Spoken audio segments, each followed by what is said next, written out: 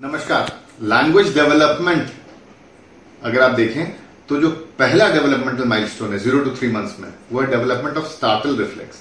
अगर इसे आप इंटरनेट में सर्च करें तो आपको बार बार मोरो रिफ्लेक्स और ब्रैकेट में स्टार्टल रिफ्लेक्स लिखा हुआ मिलेगा, लेकिन दोनों एक तो होते नहीं है। तो जरूरी ये है कि समझ जाएं कि मोरो रिफ्लेक्स क्या है, स्टार्टल रिफ्लेक्स क्या है। रिफ्लेक्सेस, प्रिमिटिव रिफ्लेक्सेस, ये दोनों रिफ्लेक्सेस प्रिमिटिव रिफ्लेक्सेस में आते हैं। इनका मतलब क्या होता है? इनका मतलब ये होता है कि ऐसे कुछ हरकत जो कि शरीर आपो आप करता है ताकि अपना बचाव कर सके। उदाहरण के तौर पे बच्चे को हम गोद में ले रहे हैं और बच्चा हाथ से छूटा, तो उसका शरीर आपो आप क्या करेगा? अपने हाथों को यूं करेगा चौड़ा और फिर पकड़ने की सामने कोशिश करेगा। मोरो रिफ्लेक्स है, यानी कि गर्दन अगर पीछे की तरफ छूटे तो हाथ यूं खुल जाएंगे और फिर पकड़ लेंगे। ये 4 महीने तक चलता है, उसके बाद इंटीग्रेट हो जाता है, क्योंकि उसके बाद अगर होने लगे तो बच्चा फिर पेट के बल नहीं आ पाएगा, गर्दन ऊंचा नहीं कर पाएगा। गर्दन ऊंचा किया, हाथ अगर यूं हो जाए तो मुंह के बल गिरेगा। तो ये इंटीग्रेट भी एक उम्र में हो जाता है। तो मोरो रिफ्लेक्स अगर जांच करना हो, बड़ा जरूरी है ये देखने के लिए एक न्यूबॉर्न बेबी में, यानी कि 3 महीने तक के बच्चे में, कि मोरो रिफ्लेक्स हो उसमें। 4 महीने तक तो हो ही हो, बड़ा जरूरी है। इसलिए कैसे जांच करेंगे, इस वीडियो में आप देख सकते हैं कि बच्चे के गर्दन के पीछे आप हाथ देते हैं, उसके दोनों हाथ यूं मिडलाइन की तरफ लाते हैं, गर्दन यूं उठाते हैं, 6 इंच छोड़ते हैं पीछे, तुरंत बच्चा अपने हाथों को एक्सटेंड करेगा और फिर फ्लेक्स करेगा। मोरो रिफ्लेक्स ये उन बच्चों में नहीं होता है जिनमें न्यूरल मैच्योरेशन नहीं होता है, या उन बच्चों में नहीं होता है जिनमें फोर्सेप्स डिलीवरी हो और ब्रेकियल प्लेक्सस में कहीं ना कहीं चोट पहुंचे, तो एक तरफ का मोरो रिफ्लेक्स होगा।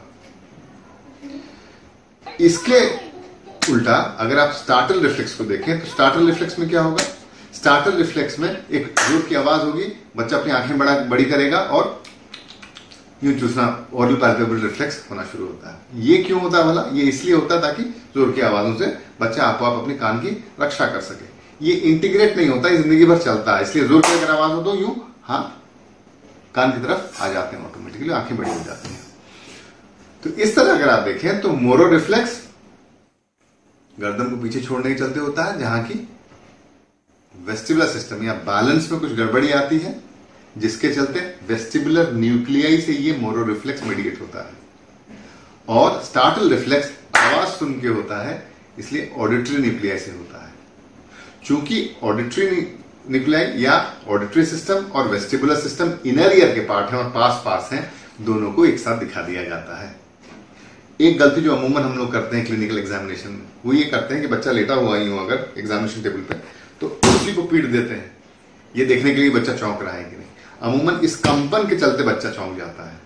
तो इसलिए ध्यान रखें, जब भी आप स्टार्टल इवेल्युएट करें तो आवाज इतनी दूरी से हो कि कंपन उस तक ना पहुंचे। तो पहला डिफरेंस कि ऑडिटरी सिस्टम से मीडिएट होता है स्टार्टल और वेस्टिबुलर सिस्टम से मीडिएट होता है मोरो। दूसरा डिफरेंस, स्टार्टल रिफ्लेक्स बड़े तेजी से होता है, मोरो रिफ्लेक्स थोड़ा स्लो होता है। तीसरा, 4 महीने तक होते होते मोरो रिफ्लेक्स इंटीग्रेट हो जाता है, क्योंकि अगर 4 महीने के बाद होगा तो फिर बच्चा 6 महीने तक जब पेट के बल आता है और रेंगना सीखता है, जैसे जैसे गला ऊंचा करेगा वैसे वैसे हाथ फैलाता रहेगा तो क्रॉल नहीं कर पाएगा। इसलिए इंटीग्रेट होना जरूरी है मोरो का 4 महीने तक, जबकि स्टार्टल चलता रहता है।